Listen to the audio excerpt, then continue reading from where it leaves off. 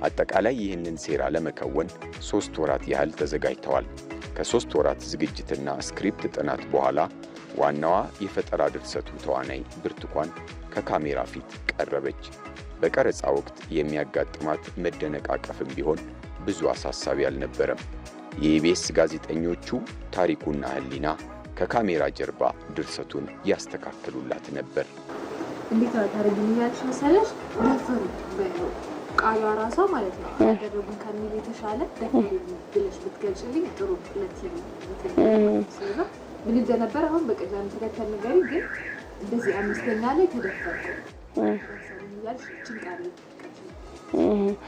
ወደ ቃለ መጠይቅ የተቀየረው የፈጠራ ስክሪፕት በተጨማሪ ድራማ እንዲዳብር ጉራራ ጫካ ተመረጠ። ለዚህም ተጨማሪ ሐሰተኛ ተዋናዮች እያንዳንዳቸው በ800 ብር ተቀጠሩ። አጋችና ደፋሪ የሆኑ ደፋሪ ሐሳዊ ተዋናዮች ሆነው በኢቢኤስ ካሜራ ተቀረጹ።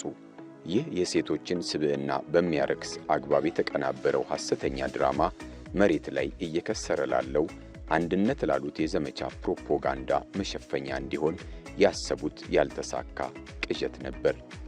በእርግጥም ጽንፈኛ ኃይሉ በአማራ ክልል ተንቀሳቅሶ በነበረባቸው አካባቢዎች ሕፃናትን ሳይቀር በየጫካው አስገድዶ ሲደፍር የቆየበትን ወንጀል በመሸፈን ራሱን ጻድቅ በማድረግና ሌላውን ደግሞ ጭራቅ አድርጎ የማቅረብ ሴራው የተጋለጠበት ነው።